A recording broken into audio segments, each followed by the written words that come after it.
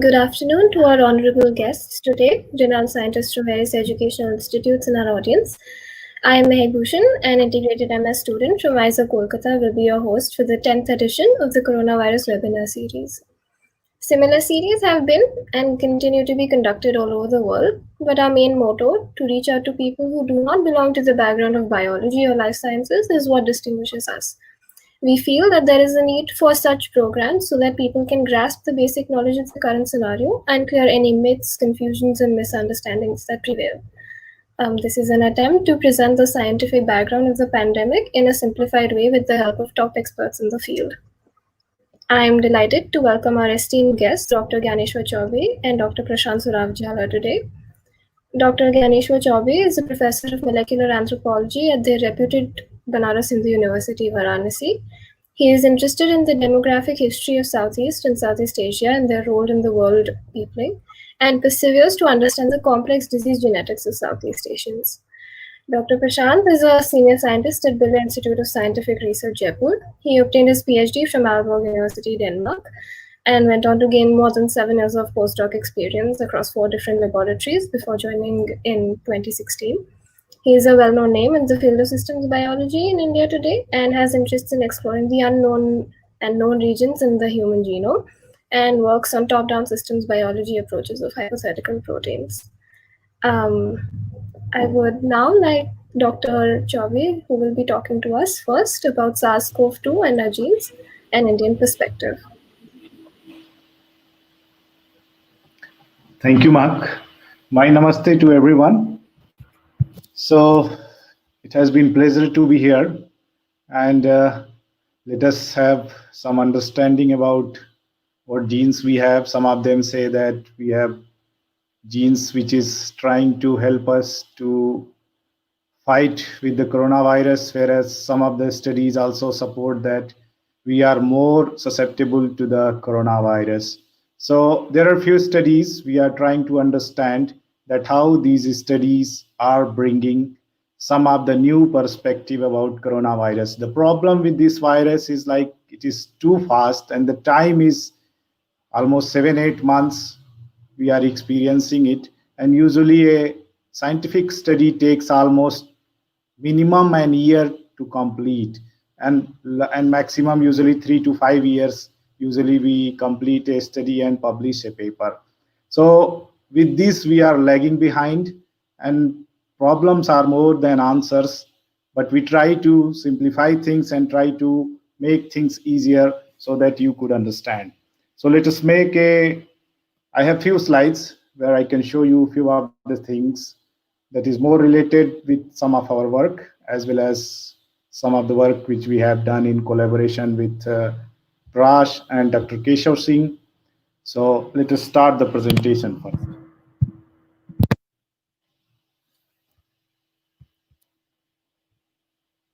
So all of you know that this pandemic is running like anything to India, and when the cases has reached almost 95,000 just few weeks back, we were really afraid that it is going to cross 100,000 or even more. But fortunately, because we are a bit fortunate that our death rate was much lower, as well as the cases has started to decline now, and we are very now the active cases is less than 700,000. So, but still the question is how much we know about this virus, how much we know about the humans, how the genes which is present among us is helping us to survive from this virus. So there are two different sets in this pandemic. One is host, another is pathogen. So I'll be talking more about the host, and then Prash will talk more about the pathogen.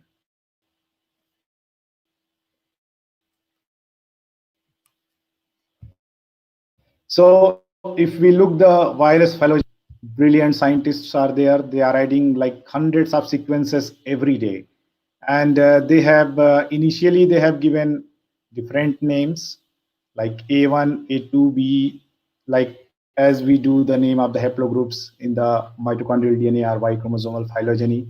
But then later they decided to use the time when this strain has particularly emerged. So if this strain has emerged in 2019, they have given the name as 19, and if it has emerged in 2020, then the name has started from 20, and if a clade has emerged first, they have given it as A. If second clade is there, which has emerged after some time, then B. And if third clade emerged from the same node, then they say C. So if you see the distribution of various clades which has been identified so far in the world, there is overwhelming majority of one clade, like the blue color. That is, initially it was called A2, and A2A, A2B, A2C, different branches.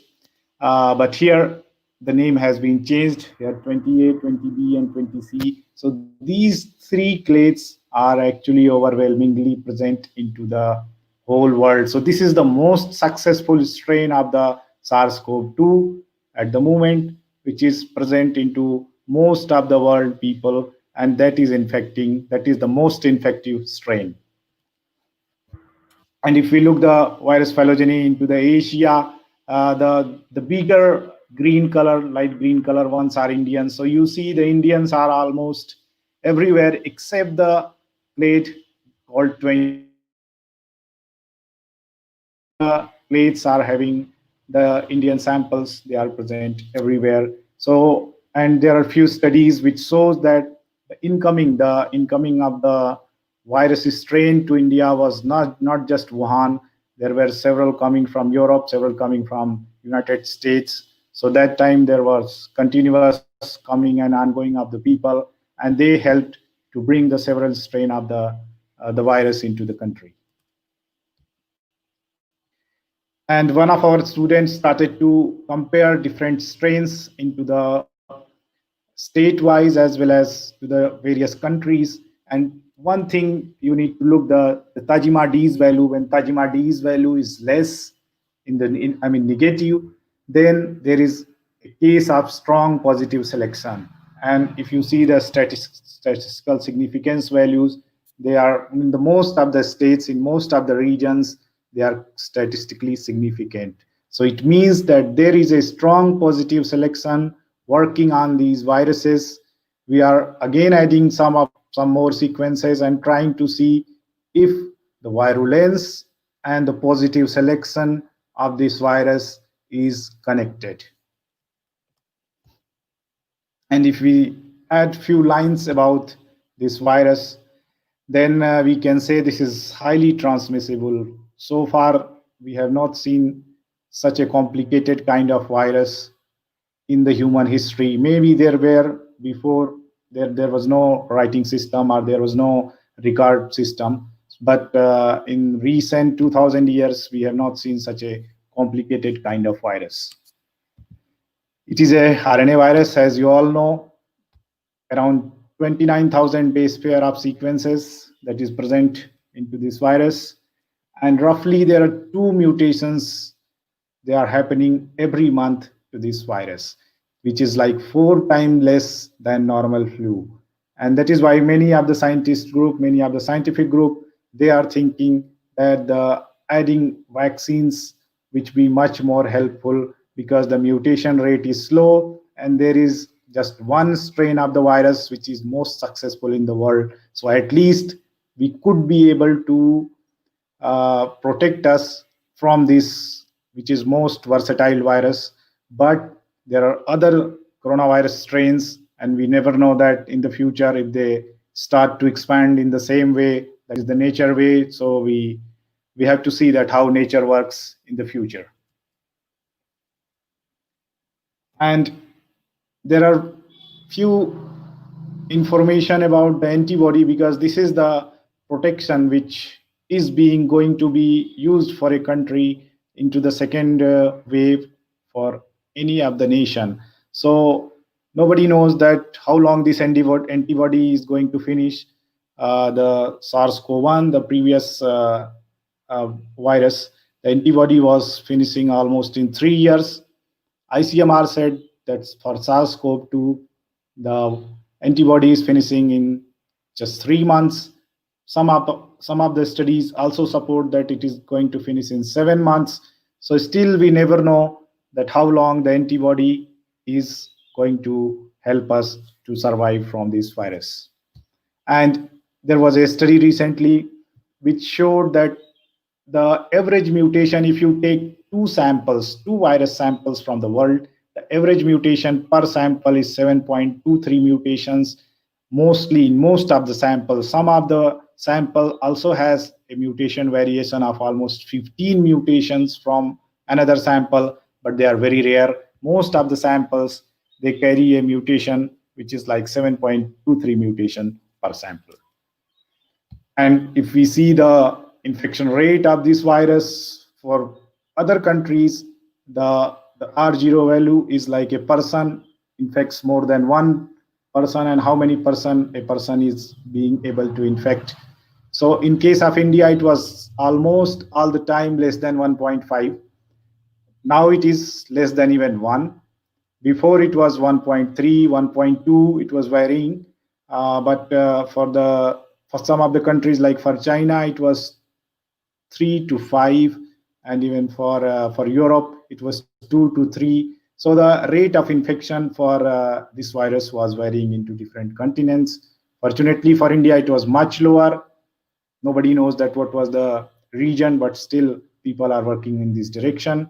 So if we assume that there are 2% who just introduced into a population which was not affected by the virus, they may infect 1.5 per person. So 3% they may infect. These are the original person, they are here. And the rate of doubling the cases was also varying in India. If we assume 11 days, then we see that this is kind of chain reaction, and the number of infected people start to increase in a population. Here we have not shown that after some times, after 10 days, after 14 days, some people get recovered and some people, unfortunate people, they just die. So we have not added in this figure.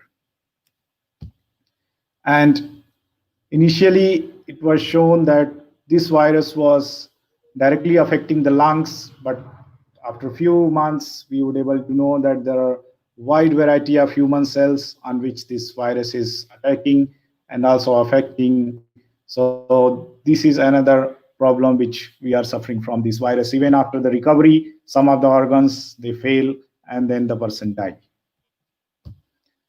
And in India, the good thing is, that is also good as well as bad, that asymptomatic people are much more comparing to China, Europe, and US. And that is helpful that not many people, they go on ventilator, they go on ICU, but this is the one which is helping this virus to propagate from one person to another person, because this person doesn't know that he or she is having a factory of the virus, and when he or she get in touch with another person, the virus just goes off. So this is the very unfortunate situation, but it's also very helpful to reduce our mortality rate. And there was not a second case in the world, that initially there were only 52 labs in the country, and then the ICMR at the moment is running more than 18,000 labs. So the labs number has increased enormously, and that is very good, and that is really, really nice for a country like India.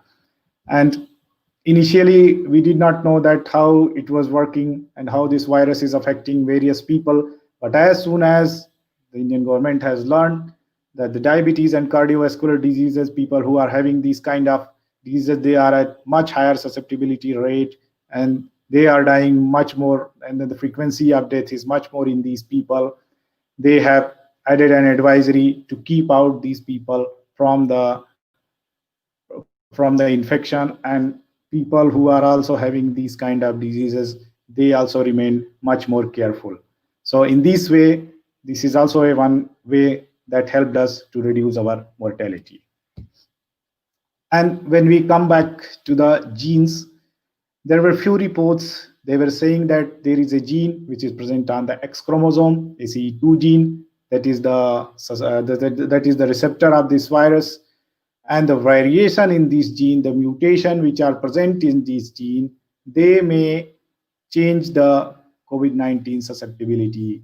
If you have a particular type of mutation, you may have more susceptibility, or if you have a particular type of mutation, you have less susceptibility. And then few of the researchers, they have already started working on this, and they found out that indeed this is a case.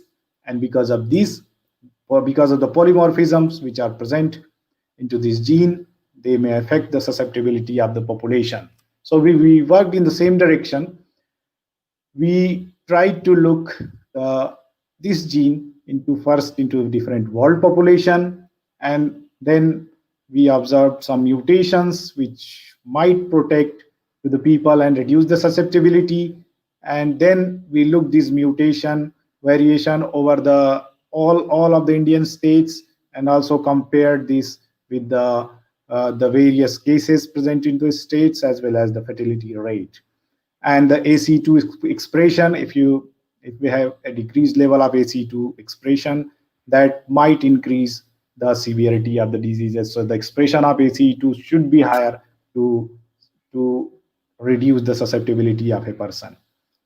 So when we started this work, the genetic structure of this haplotype among South Asian population was not known. Nobody has done this study. So being a scientist or being a worker of human population genetics, usually we work on the huge amount of the data. And again, we were quite fortunate that we generated the worldwide data of 483 samples from the whole world to see the human migration that was out of Africa, and if there is a single migration out of Africa or there are two migration out of Africa. And then we used the same data, extracted the gene, and looked the various parameters present into this gene. And as you might have studied in your classes, that the gene tree and the species tree, there are two different ways of drawing the trees. The species tree are fixed, they don't change. But the gene trees, if you compare two genes, this two gene tree may differ.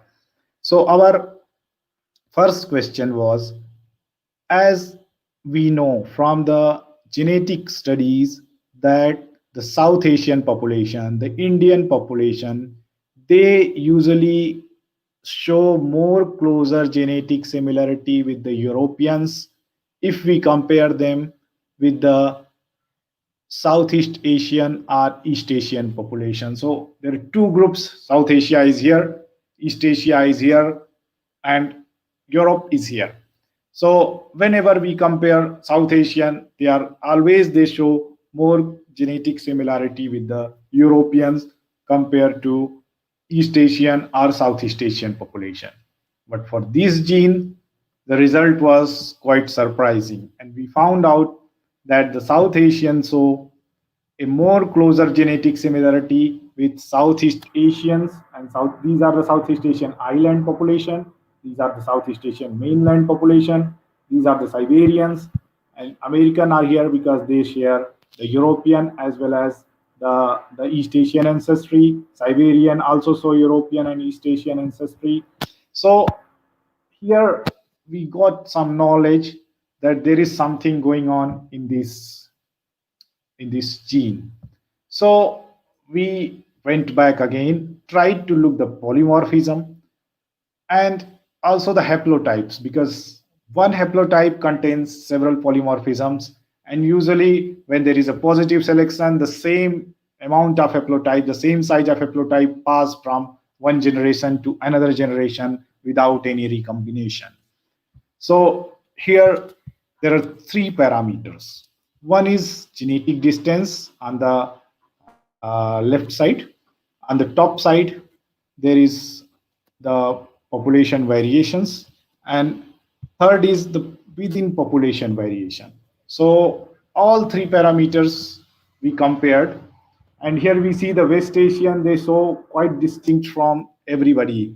And here you see the West Asia is almost drifted. So this gene in West Asia has many private mutation. They are showing long-term genetic effect comparing to any other population.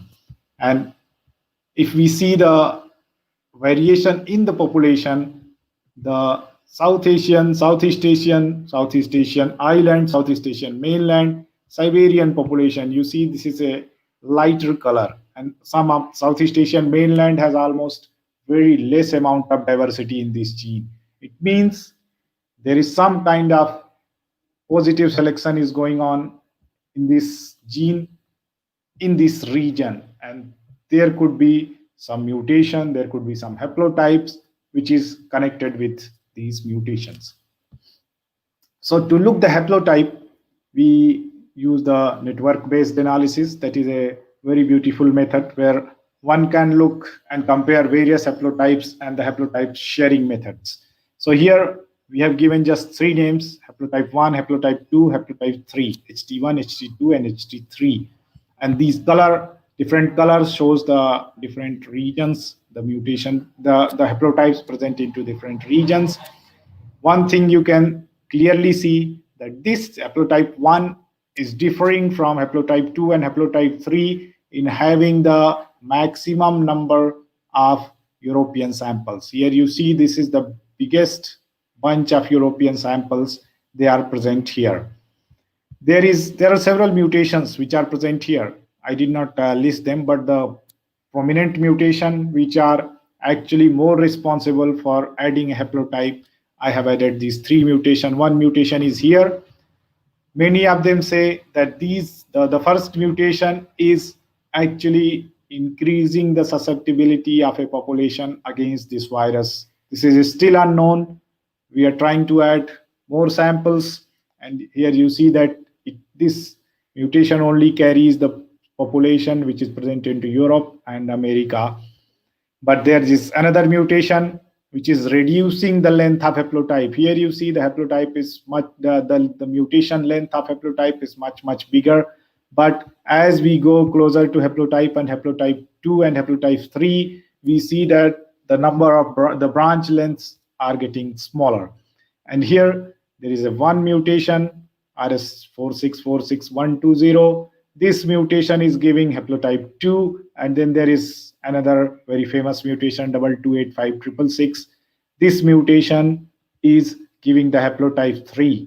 And here the haplotype 3 is carrying also the East Eurasian samples. East Eurasian means Siberian, Southeast Asian island, Southeast Asian mainland. So these populations are mainly present into these two haplotypes. And this haplotype is our area of interest because this haplotype is usually derived by this mutation. And wherever this mutation is present, this mutation is increasing the expression of ACE2 gene up to 50%. So it means that wherever this mutation will be present, the susceptibility of coronavirus would reduce. And if we look the phylogenetic distribution, the phylogeographic distribution, we could see that frequency of this SNP is quite high into the East and Southeast Asian population, into some South Indian, also in the Northeast Indian population. And here we have used another paper that we went one step forward to look the association of this SNP with the distribution of number of cases as well as fertility rate. So we bring here the same haplotype, and here you see the haplotype is more a star-like, showing a star-like expansion. And when there is a star-like expansion, it means there is a positive selection. So there could be some region that this haplotype is getting preserved into South Asian as well as Southeast Asian population, probably because of lot of viral infection, or there is something else which is still unknown. So the South Asian sample is also representing huge amount of this haplotype. Around 60% of the South Asian samples are present into this haplotype. So we went one more step ahead. We looked the distribution of this frequency distribution of this haplotype into various Indian states and compared it with the frequency of the the SNP. So this SNP frequency is shown into this figure A. The frequency of death rate is shown into figure B. C shows the comparison of case frequency with the allele frequency, and D shows the comparison of case fatality ratio, the death ratio with the allele frequency. And we found that there is a significant positive correlation with the case frequency or the death rate. And there seems that something is going on with this mutation, and where this mutation is present, the frequency of the cases as well as the death rate is less, and where this mutation is, the frequency of this mutation is less, it is other way around. So with these two paper, we brought some information about the mutation haplotype present into this gene.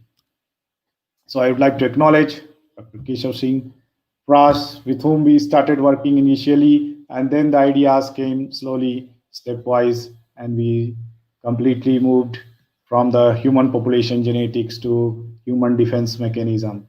Professor George Van Dream, who is a linguist, but who knows everything, and my lab people who are really working hard to get something out from the genomic data.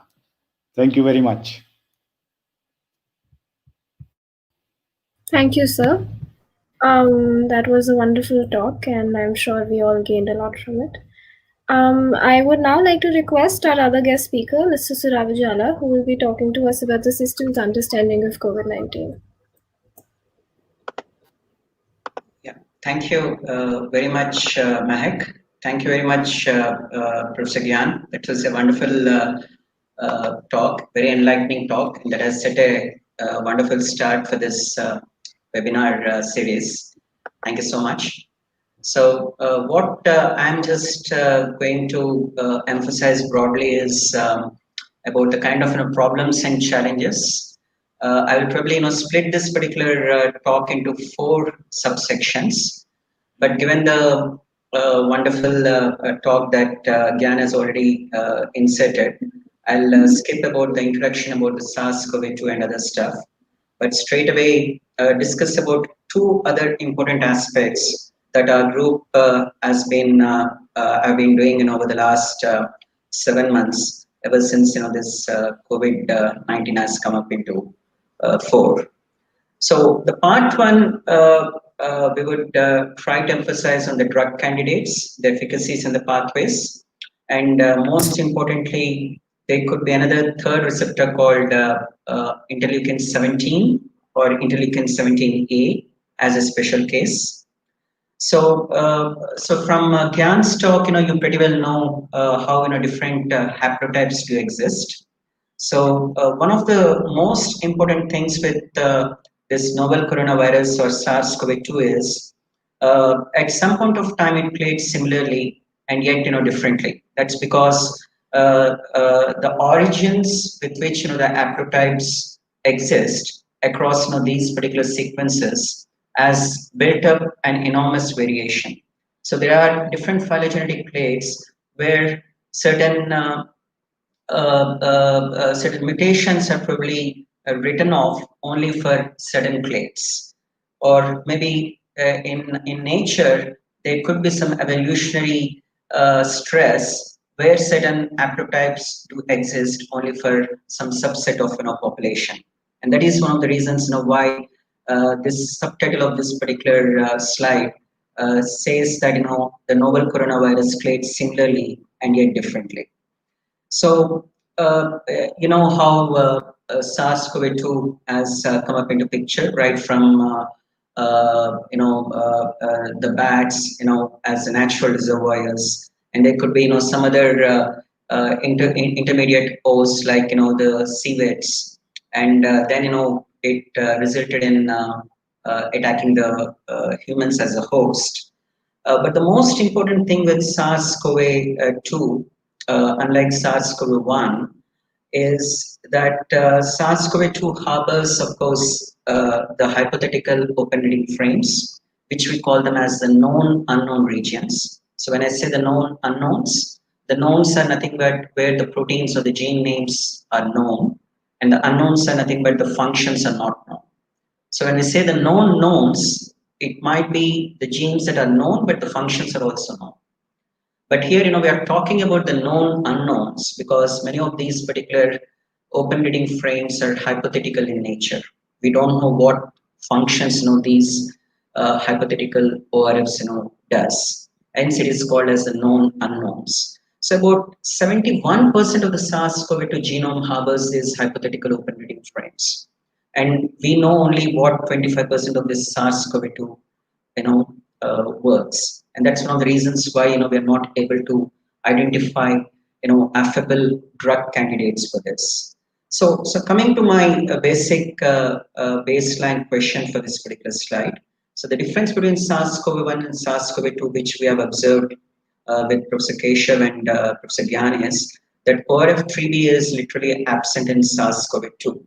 And of course, there are structural proteins. So there are 4 important structural proteins, which we acronym as MENS, the membrane, envelope, nucleocapsid, and the spike protein, among which the spike and the nucleocapsid proteins are absolutely very much rich, and they play a very important role in the pathogenesis of COVID-19.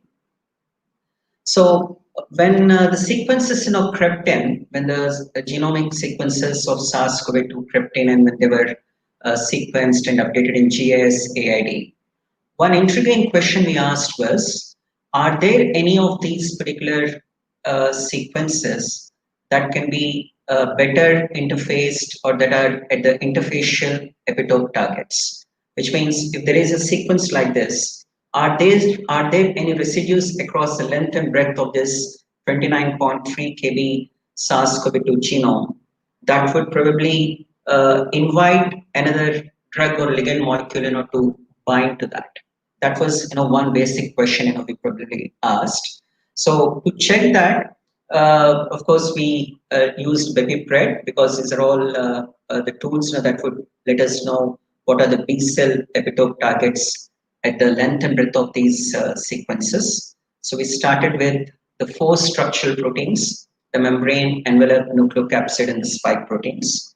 And we checked how many of these particular residues are in tandem that are exposed, that are either exposed or buried.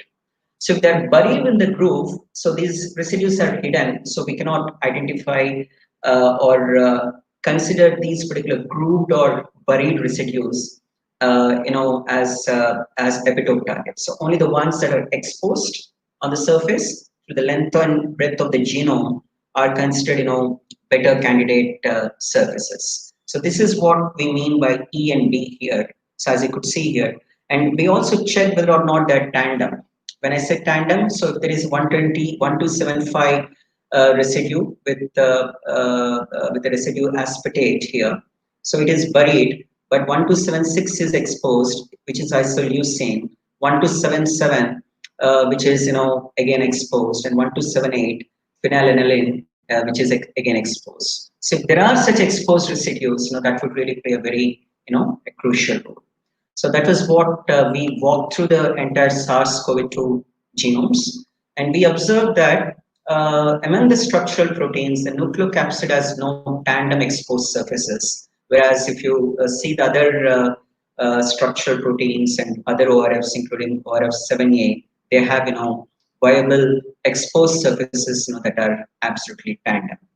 So that was one of the foremost things we asked. Yes, now there are about 15 well-known drugs that are available in the market. So including azithromycin, ivermectin, and all these particular drugs.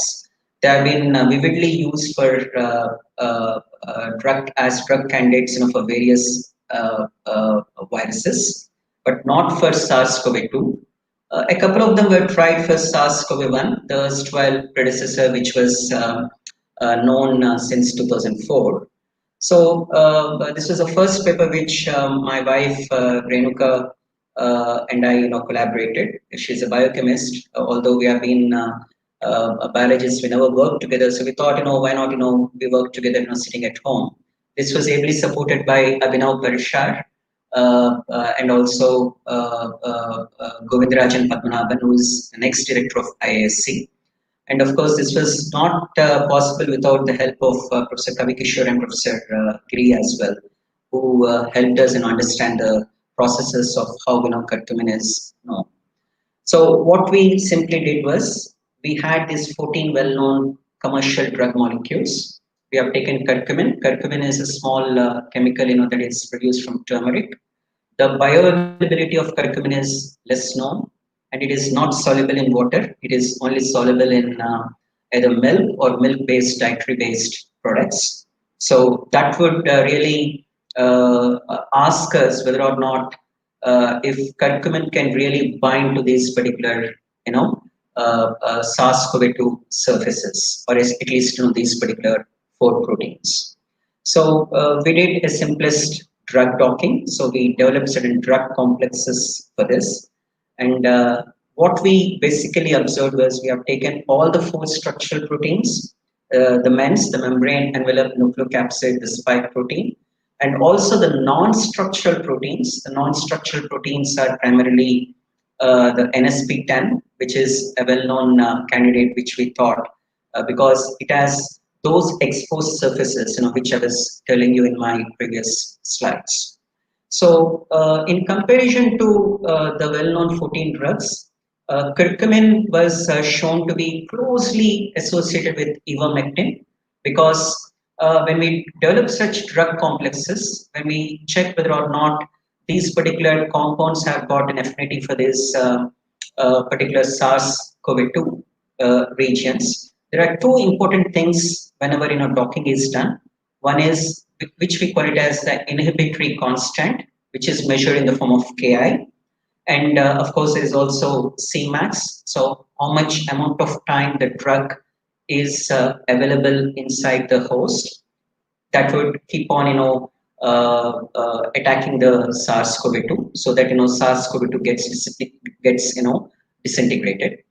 That is what we call it as the Cmax. And most important thing, the most important category which we always measure is the delta G, as you pretty well know, the energy minimum, whether or not a minimal energy is consumed for this particular drug in the form of curcumin to attack SARS-CoV-2. That was what we identified, and we taking these particular heuristics, taking these particular classifications, we observed that the curcumin plays absolutely a pretty well role, and that was what we observed. But interestingly, when we were looking into the sequences, the nucleocapsid sequences in humans, because nucleocapsid is sitting in the virus, a simplest blast of nucleocapsid gives a wonderful hit in humans that is mapped to something called interleukin 17A. So that gave us a very exciting answer. There are 2 already well-known receptors in humans inviting SARS-CoV-2 as soon as it attacks the host. Okay, one is the well-known angiotensin converting enzyme 2, which Gyan has wonderfully explained, ACE2. And of course, there is another one which is a transmembrane protein, serine protease, which is another receptor. But what we hypothesized was there could be interleukin 17A, which is sitting at the helm of this infection cycle. So which means when SARS-CoV-2 comes and attacks the host, apart from ACE2 and also the transmembrane protein, there is somewhere the 3rd protein sitting in queue, inviting this SARS-CoV-2 to receive it. So this could be another absolutely well-known candidate, which we also observed. So that probably allowed us to understand that maybe SARS-CoV-2 takes some time to complete this infection cycle. Maybe if ACE2 loses its energy, maybe with transmembrane protein, serine protease also loses its energy. Then there is a 3rd protein, which is interleukin 17A, which is a homologue of nucleocapsid protein sitting in host, taking this particular infectious cycle as a receptor. And probably that's one of the reasons why there are a lot of mutations arising and falling maybe there are new proteins evaluating and devaluating. So that is the first part of the talk. This was what we were doing as soon as the SARS-CoV-2 sequences crept in from gene banks, and that was when we had a wonderful collaboration with Gyan and Keshav. They've been awesome. We have been working virtually ever since on this particular wonderful story. This received a huge applause. Thanks to Keshav, Gyan, and Yek Chen on this. So my role on this was to look into the long non-coding RNA players. I'll quickly summarize this particular talk. So as I told you in the first few slides, ORF3b is literally absent in SARS-CoV-2, whereas ORF3b is present in SARS-CoV-1. So what ORF3b does is ORF3b is a mitochondrial player. So what happens is when SARS-CoV-2 attacks the host, usually in a healthy cell, there are anywhere between 1500 to 2000 mitochondria per cell. So as you know, mitochondria allows us to breathe. So if there are more mitochondria, that indicates that we are thriving well with our breathing cycle. Okay. So this SARS-CoV-2 attacks the cell and it eats away all the mitochondria sitting in these particular cells, and that would bring out a lot of asphyxiation in the cells. So when we say asphyxiation, it's breathlessness. So since ORF3b is quite absent here, we thought of asking what could be the mitochondrial protein or that domain acting on this particular vicious cycle in the host. So we thought that it could be 8A and 8B as well, and then we went on again checking across the length and breadth of the of these particular sequences, and asked if there are any consensus sequences, any known motifs, and consensus sequences or even non-consensus sequences through the length and breadth of the genome. So what we did basically was we checked the erstwhile SARS-CoV-1 here at the extreme left, at the extreme topmost sequence here. That is followed by all CoV-2 sequences that were originated across different continents, across all the well-known 5 continents, including Asia, Asia Pacific, Australia, Africa, Europe, and of course, at that point of time, we didn't have the Indian sequence, but we had South American and of course American sequences. So for every protein sequences, we found these characteristic motifs like LXXC, which is seen in ORF3A, whereas this particular motif CWLC is seen in CoV-1, whereas LWLC is seen in CoV-2. So these particular motifs were screened across all these well-known proteins, ORF3, ORF7, and ORF8, which we believe that it could really play a very important role in mitochondria. Okay, and ORF9b as well. Okay, and now comes our question: what are those particular proteins that are really associated with with this asphyxiation? With those particular proteins attacking the mitochondria and eating away the mitochondria or hijacking the mitochondrial players. Okay, so this was a preliminary hypothesis where the blue proteins are all the proteins of the host, and all the pink proteins are all those particular proteins from the viruses. And as you could see, many of these particular ORF7A is known to be interacting with a well-known proteins like BCL, which are those particular proteins that are localized to mitochondria.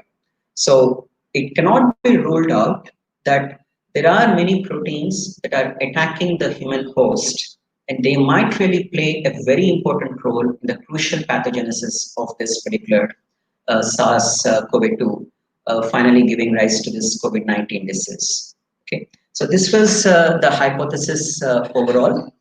So the hypothesis, what we promulgated was SARS-CoV-2 enters the host, and this is where the 2 important receptors, ACE2 and TMP RSS2, are sitting at the helm of the cell wall, inviting this SARS-CoV-2, receive it.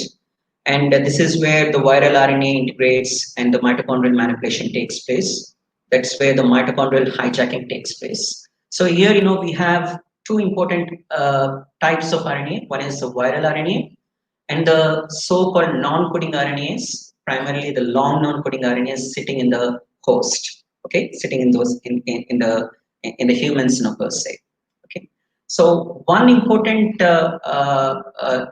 thing that happens with the viral RNA hijacking the mitochondria is the mitochondria gets fragmented and the entire mitochondria becomes dysfunctional. So during that particular process, what we are trying to hypothesize at this point of time is there are also some long non-coding RNAs sitting within the vicinity of this particular vicious cycle, where they are transgressed by virtue of this mitochondrial dysfunction. So when I say transgressed, some of these particular non-coding RNAs, the long non-coding RNAs, are directly associated with the life of that particular cell, life of that particular vicious life cycle going on.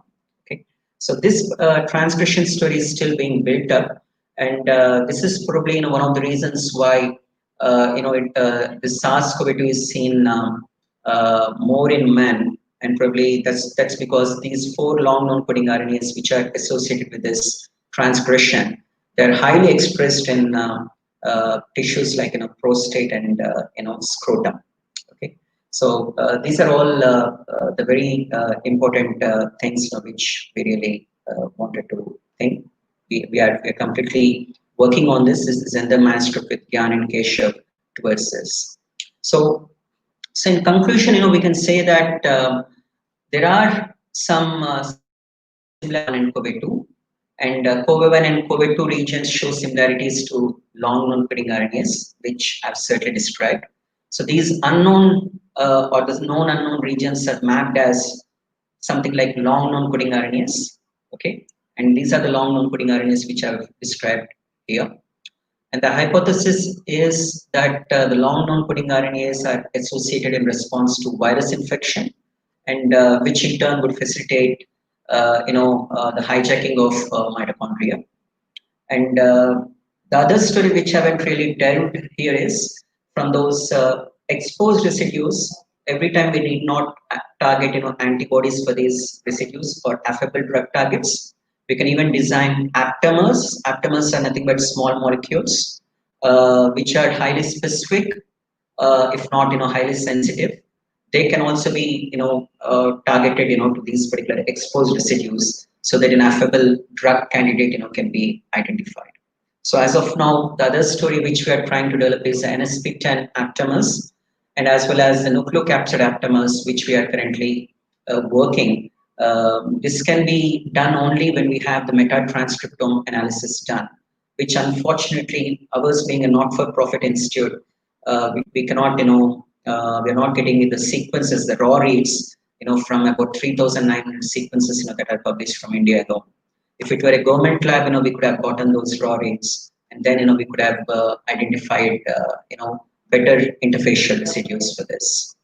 So, so the part 3 of the story, which I think Gyan has wonderfully explained these particular clades, I'll not delve into this, but I'll probably try to tell you about the Indian sequences here. There are about 3,200 sequences from India that have been published. And among them, 92 India SARS-CoV-2 genomes have such structures. The N is nothing but not read, which means the sequence has not read what that base is, whether it is A, U, G, or C. Okay, so that thing, is not really read, and that begs us a kind of a question that we need more and more sequences, to identify, better understanding of sequence reads, identifying better, affable drug targets. Okay, so and for some of the sequences in NSP7A, the non-structural proteins 7A and 7B are not detected; they're absolutely absent. Which Gyan has wonderfully portrayed that there are only 2 haplotypes where Indian sequences are seen, So those are those particular haplotype sequences in sp7A and 7B that are not at all detected. So far about 1,59,000 assemblies are published, okay, and about 3,261 from Indian isolates from different types of sequences. And we need a better diagnostic emphasis. This diagnostic emphasis can be known only when raw reads are available, not the assemblies. That's because from the noise, as I could tell you here, there's a lot of noise, at least from 92 sequences. Who knows, those 92 sequences might have, unique mutations that are not at all, reported. So we need, an absolute raw read sequences for better ascertaining the candidate molecules. Okay. So I'll quickly go to this fourth part. So, when SARS-CoV-2 was coming into the fore, we all believe that, as the temperature increases, SARS-CoV-2, bhag jayega, So we asked a very important question, whether or not any of the samples that we have from the SARS-CoV-2 genomes, would it really have any temperature dependence? Temperature as a kind of a very important dependence, because ever since the lockdown was started in March on March 24th, the greenhouse gas emission drastically reduced. The temperature was also one way, reduced, and yet SARS-CoV-2 kept on rising. So there is something called, SEAT model, SCAR, which is susceptibility, infectious cycle, the recovery model, and of course the exposed number of cases. And this is segmented with something called T, which is a temperature model. So this is what we are trying to understand, which we are working with Gyaneshwar as well. So this is only a fourth part which I'll not discuss. I'll probably try to sum up and say that the sequence variability could be questioned because we need as many number of sequences in gene banks. Unfortunately, even though there are about 1,55,000 assemblies that are published, we hardly have less than 500 raw reads that are available in gene bank. Okay, so we need the raw reads. And we also identified the curcumin as a potential candidate drug. And based on the exposed residues, we identify epitopes and the antigenic determining sites using the systems genomic approaches. For that, we used NSP10 and also the nucleocapsid proteins. As I told you, they could play a better role for antibody as better targets. And who knows, we could even develop aptamers or nanomers also. And the plant scientists are also developing plantibodies as well, which could be a plant-based antibody, which they wanted to target against SARS-CoV-2. Of course, the non-coding RNAs as key players with mitochondrial hijack, which we work with it. And of course, the interleukin 17A, which could be another master receptor in addition to ACE2 and transmembrane protein serine protease. This can also play a very important role. So I thank Kishan, Mahek, Neeraj, and Sucheta for the wonderful invitation. I thank Gyan, who has been the driving force. He has been steadfastly publishing. He has been a ray of wonderful hope for us, along with Professor Keshav Singh, who is driving these two projects with us. And it's been a wonderful collaboration here. And I thank my PhD fellows and postdoc and wonderful collaborations from structural biology team here and one and all. Thank you so much. We look forward to the questions. Thank you, sir. I would like to thank both of you for these wonderful talks, which have greatly furthered our understanding of the topic. There are bound to be several questions after such stimulating talks. Audiences are requested to post their questions in the comments section. Just before I move on with the discussion, let me mention that we are circulating a feedback form and would love to hear any suggestions that you have for us. So can I start with the discussion now, sir? So you're circulating to us as well, these feedback forms? Yes, sir. Yeah. Okay.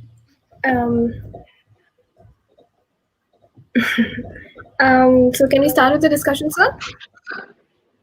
Yeah, please. Yeah. Yeah. The first question is that we know that SARS-CoV-2 is known to have several clades already around the world. And, with even work from you detecting some very interesting mutations which are common to even other diseases, could you elucidate how, more sampling will affect these findings?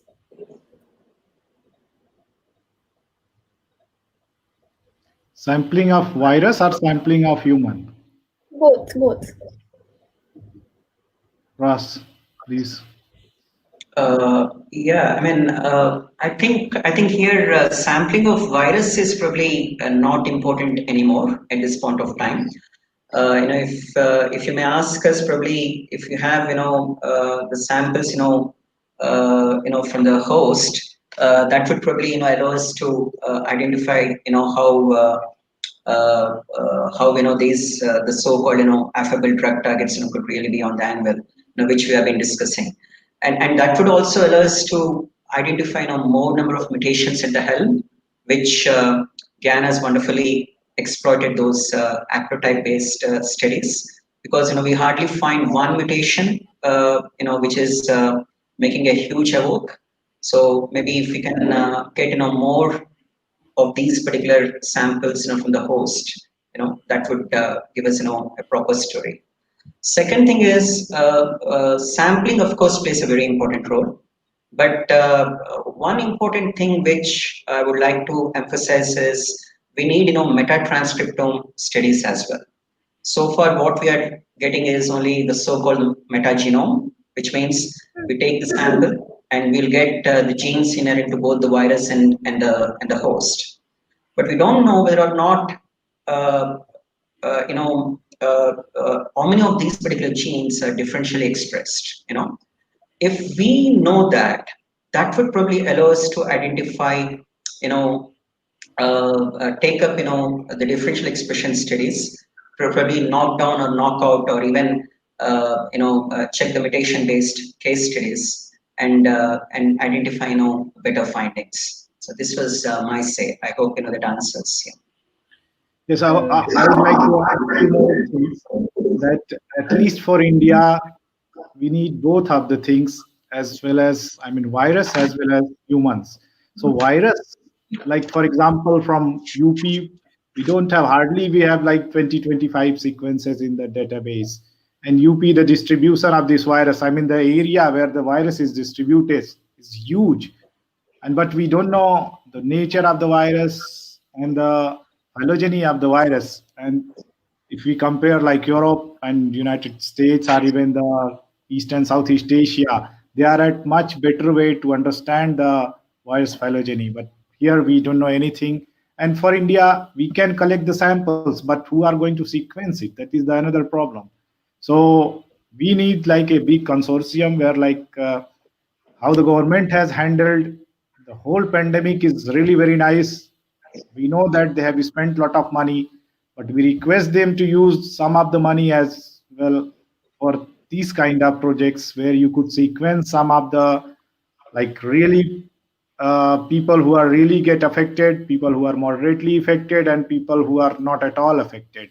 So in this way, we would be able to know clear cut variations present into the human genes as well as human genome, and that would really help us to understand something about this virus. In particular case of India, because in future we never know if another virus is coming.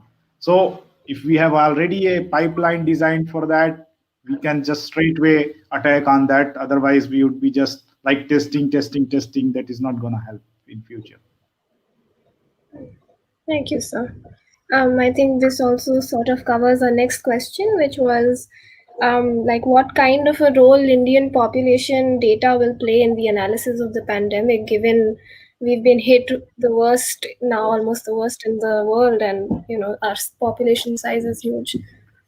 Yeah, you know, not only for India, we are, if we just concentrate on India, we can help to the Southeast Asian, East Asian people, as well as Central Asian and European people, even Americans.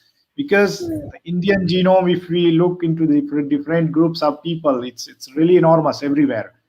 And the pandemic, how it has played to India, understanding the dynamics of this pandemic for India would be really, really like a major question, which will be something like a question which cannot be answered just in even 100 of the years. So government should think in this direction, and people are there. India, we have beautiful, I mean, the setup and the young scientists, they are working, they are ready to work in this direction. Even in BHU, I give one example that when they started testing the viruses, and initially the havoc was so much that there was not a single person who was ready to go to the lab even after wearing all the stuff and then test the virus. Few of the students, they said, no, we will go, and we will go to the lab, and we just take the training, and straight away we test the viruses. So this is like the future generation of India, who is really thinking for the development of the nation, for the development of the country. But I'm not happy that government is not thinking about them. Thank you, sir. Another interesting question that has come up is that both of you work in the fields that are traditionally not considered the first approaches to be, taken in a pandemic like this. Could you please comment on how a systems and genetic approach help in the grand scheme of research during this pandemic and otherwise? Yeah. Gyan, would you like to go first? Yeah, please. Yeah. It's really hard to answer this question. Maybe you can try. Yeah, I think the granting scheme has already changed their focus in India. So with due respect to all granting agencies, but the most important, I'll try to give an emphasis on the comorbidities here. So it is not that जो बंदा से मान के चलिए cancer के ऊपर काम कर रहा है तो उनका पूरा फंडिंग बिगड़ गया, ऐसा कुछ नहीं है. SARS-CoV-2 has really given us an emphasis. It is a kind of a blessing in disguise to see what would be the effect of SARS-CoV-2, say in cancer. So maybe with respect to the comorbidities. Okay, so maybe you can certainly design your project to meet the statistical significance of SARS-CoV-2 or the emerging viruses, in the future. There's nothing wrong, and that has set us a kind of a dividends. Not just you should probably work only on your research area. Maybe 10% of your particular grant application can definitely come under COVID as well, or emerging viruses as well. So I don't think the granting scheme would drastically change. It's only to bring that paraphernalia momentarily. So it's going to last only for probably for a few more months, and then we can get to see all the calls coming across different non-COVID calls as well. Yeah. I agree. Actually, this virus has brought all of us on a common platform. So in this way, this is not a criticism for Indian scientists, but this is a fact that many of the Indian scientists, they don't want to share their results with the neighbor. But in this case, one has to share, one has to learn to the share, and even you see that there is a very very well-known linguist who is continuously working with us in this pandemic. So you can understand that how different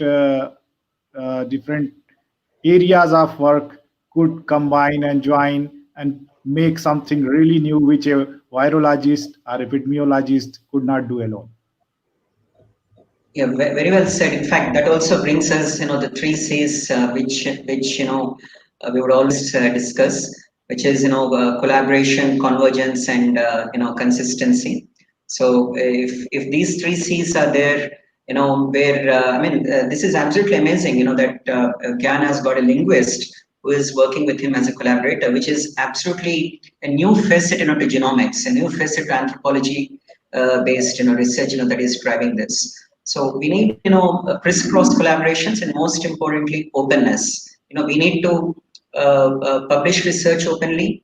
We should not probably think that probably, we need to go for a proprietary act, kind of thing. So if we are more open, that would probably set us a kind of a precedent to do, wonderful research. Yeah. Okay, thank you both of you.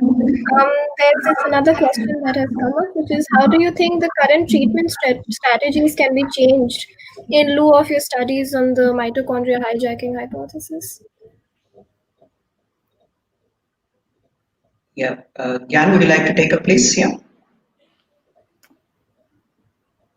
See, this depends on the doctors as well as depends on the policymakers.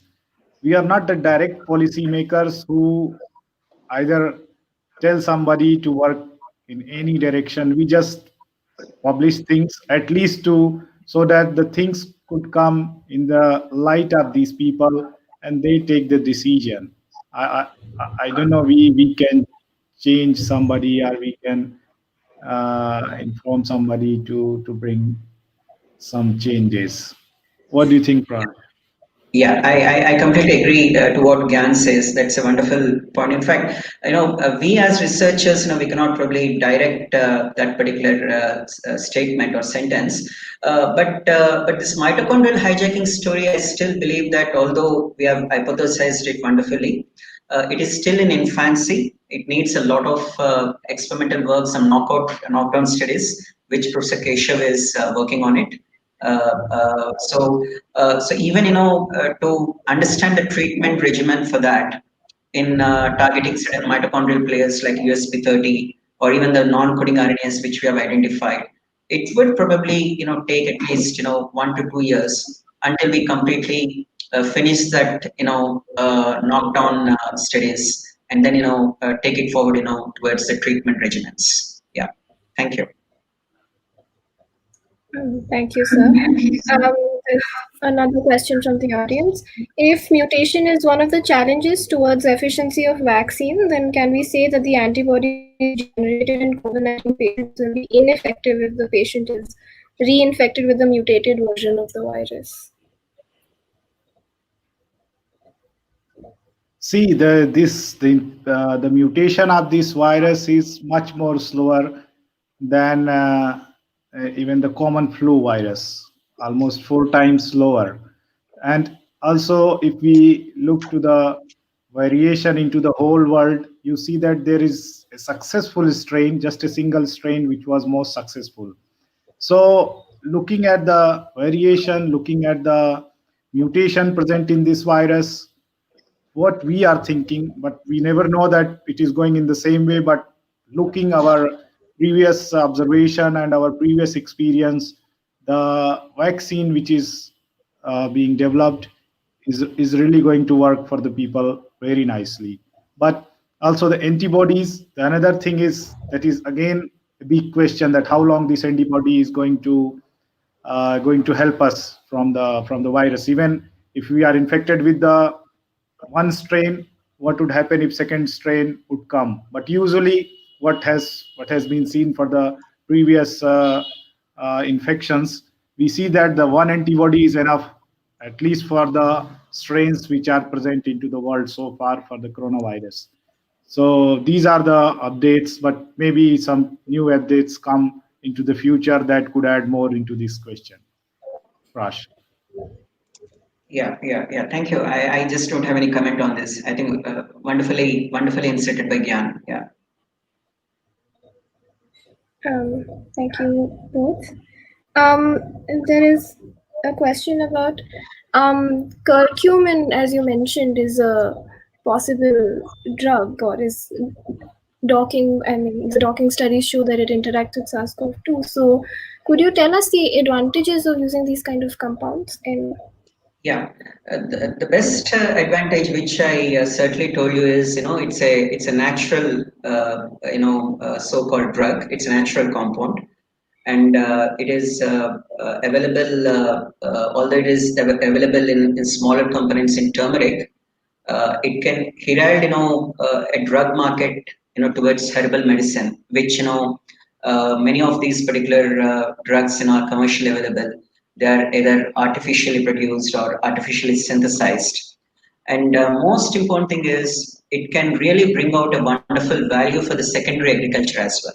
So when I say secondary agriculture, the farmers who would produce these curcumin or who would produce this turmeric.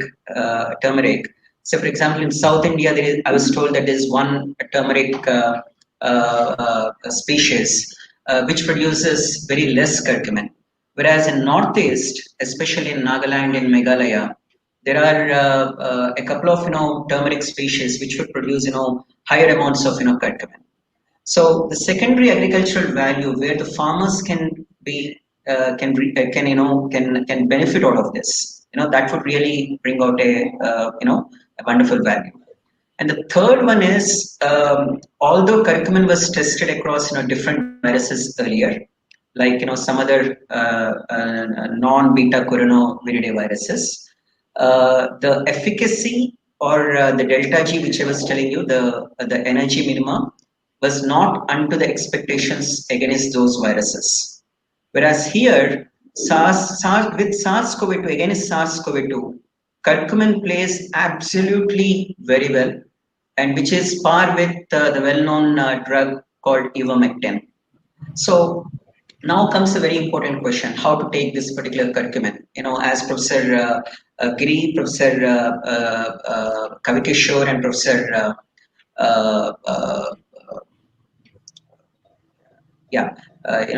Professor G. Padmanabhan, these three have been, wonderfully working on these, for over years.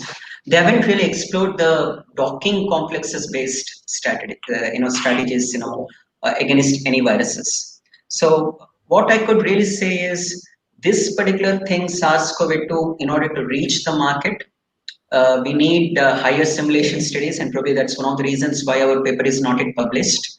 We got this paper out within 15 days, doing extensive work, in April, and yet, our paper is not yet published because, we need the simulation-based studies, and now the good news is it is now accepted in JBSD, after, several, permutations and combinations. So I think, curcumin would really play a very important role. It has only one limitation. That limitation is bioavailability is very less, and the solubility is only seen only in milk or in dietary based products. So these are the only two limitations. Yeah, I have a question. Yeah. So is there any data which says that what is the average consumption of the people state-wise of the curcumin? Yeah, that's a very good question, Gyan. Yeah, we do have that. Yeah, we do have that particular data. That could have correlated with the death rate or with the infection rate into the India. Yeah, that is a wonderful this thing. You mean comparing this with probably with the existing metadata of COVID-19 patients? Correct. Yeah, I think that would be a very wonderful thought. Yeah. We can probably integrate that. So now we started getting the metadata. So we are getting about 2,000 patients metadata, and that data, as you rightly point out, the average consumption of curcumin or turmeric state-wise is already available. It's already put up in the website, so we can take it up. Yeah. Connected. Yeah, I can hear. Yes. Yeah. Thank you. Another question has come up related to curcumin, that it's also known to be an immunomodulator, and it has properties and other derivatives do they have a chance to treat CoV-2? Yeah. I mean, that's where, this particular story is, trying to build up. I can also try to correlate this question with the other question that Gautam Bharadwaj has asked on interleukin 17A. I'll tell you, what happens when curcumin is consumed is consumed by humans. So curcumin's bioavailability is pretty less or pretty low. So when curcumin is consumed as a food supplement, it's not a drug. In fact, it's just as a food supplement. Okay, it enters And this is where, if a SARS-CoV-2 infected patient consumes it, the ACE2 receptor, the transmembrane protein serine protease, and the interleukin 17A, which is a cytokine, and which would herald a wonderful role in immunity. Okay, so it could probably block this SARS-CoV-2 checkpoint inhibition cycle. Okay, and this is because the curcumin is present, in the body now. So that is where people have tried to establish this. And coming to this curcumin and other derivatives, that Gautam has again asked. I think the question would really delve upon the kind of experiments that we are going to make. So the current experiments that we are trying to make is we have taken an ethical clearance right now. So what we have done is we have administered this curcumin tablets to the patients. So before infection cycle, or if at all if a person is infected, we will already give him, and then we will draw blood plasma from those particular patients before administering curcumin and after administering curcumin. And now, if we can see the mode of infection after curcumin, if it has really relapsed or if it has really come down, then that would really give us a wonderful answers that curcumin has really played a very important role. So the clinical based studies taking curcumin as food supplement is underway, and if these results are out, and that is followed up by wonderful comment that Gyan has made, if we can also correlate this with the data that is already available in the website, and that would be a wonderful point to make. Thank you. Thank you, sir. There's another question. Is there any specific lncRNA or microRNA that has been identified to interact with SARS-CoV-2 in the regulation of signal pathways, like TGF-beta signaling pathway? Yeah, that's in fact a good question. In fact, there are no microRNAs. Interestingly, I mean, I'll tell you why microRNAs may not really be seen, because microRNAs are highly conserved. They are pretty short, 22 to 24 bases, and being conserved, that doesn't mean that there are no mutations by and large. So if there are no mutations by and large, then they are not really a part of that particular SARS-CoV-2 infectious cycle in the host. So probably that's one of the reasons why we found long non-coding RNAs, which are primarily expressed in the cancer prostate or tissues or the prostate tissue.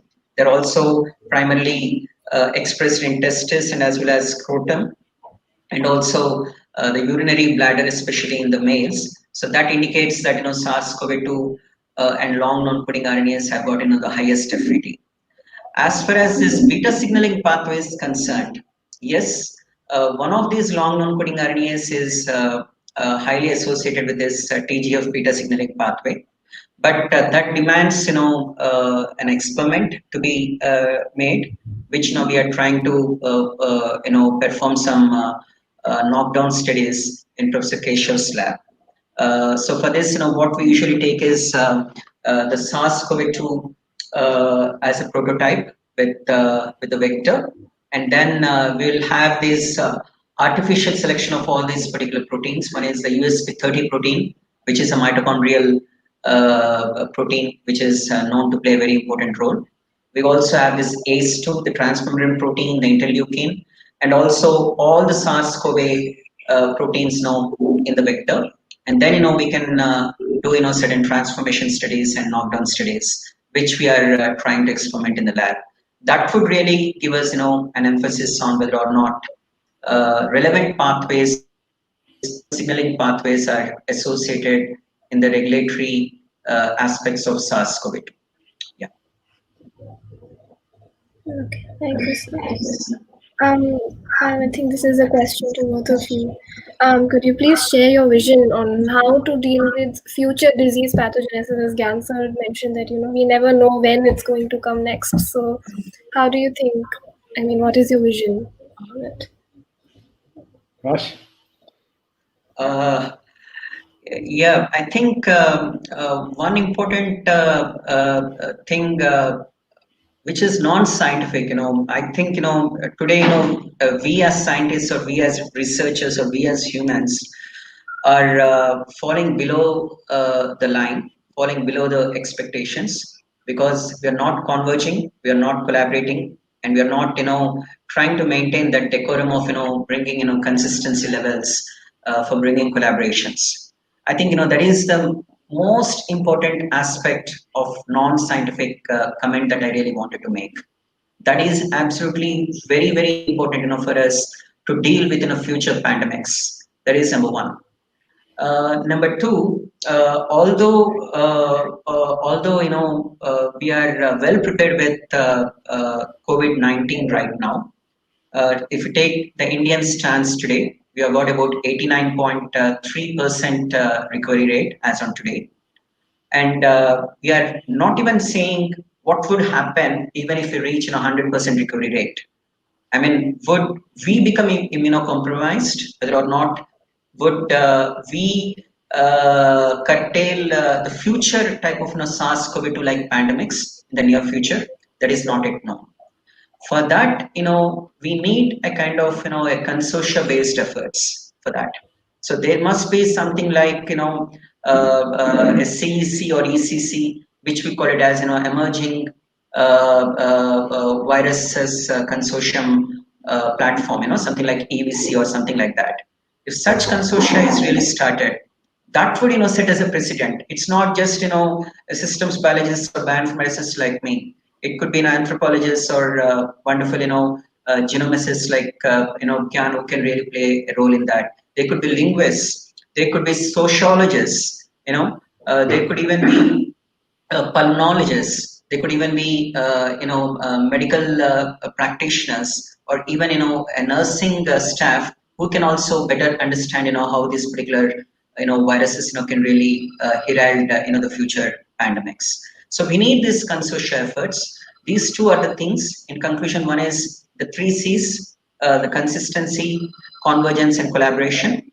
And second one is, of course, that is also another C, that is, consortia efforts. Jan, please, yeah. Okay, so my vision is like the first thing is that is not in our hand is like all the countries should be very, very much open to everybody, informing others. In this case, many of us know that China has not played a nice role. And the problem has started from there. We did not know anything about this virus, and it took us almost 4 or 5 months just to know even 5 to 10%, and that was the time which has killed many of our near and dear ones. So this is like international politics, but at least our leaders should think about it. But like in future, the one thing is very clear that we should not be have like Sweden. Sweden has just left their people like that without any taking any measurement and anything, and then the herd immunity. I mean, getting a herd immunity for such diseases, for such kind of viruses, was completely fatal. It was not at all, and thanks to the Indian government that they did not take the same decision. So otherwise, we would have many of them would have already finished off. And one important thing for our country is like our variation, the genomic variation in our people is enormous. After Africa, we are second who are having such a high level of variation. So none of the virus, none of the bacteria has courage to kill all of us. Humanity in India will survive, and because of our variation, so let us continue this variation. Let us not, at least also some of the tribal population where the variation is very less, it is not good to them. It is not spread these diseases to them, and then behave as like a normal human. Thank you, sir. I think that will mark the end of this. I would like to thank both of you again for sparing your valuable time for us and collaborating with us. And I think all of us have gained significantly from both of your talks. And You guys are really doing a great work. Whenever, please, you make next conversation with another scientist, please also send us the link so that we should share to our students. And it should be like a India-wide work which you are doing perfectly. I mean, this is the best way what one can get. I even could not do like that. Thank you so Right. much. Yeah, well said, thank you. Gyan. I mean, I would like to also compliment, the wonderful hosting done by Mahek and Neeraj, and of course, Kishan and Sucheta, who have been, working from behind, with all these wonderful things. This is an absolutely a unique way. This is I would say, new India movement that these people have really started. I think it's not just just organizing for the heck of a webinar's sake, but going through the papers of all the speakers, asking the questions from their bottom of their heart, with a wonderful platform such as this StreamYard, with their smiling faces and with their wonderful time and energy that they are putting, while still they're doing their undergraduate studies. For example, Mehak is in BSc third year, Kishan in MSc first or second year, and Neeraj is same. I think I wonder how much time they're getting it. I think we're all doing human service. We are absolutely very proud of you. Congratulations and thank you for the opportunity. Yeah, and if Thank any you. of you would like to work with us, please let us know. Thank you so much, sir. I think I can thank both of you on behalf of the entire team, sir.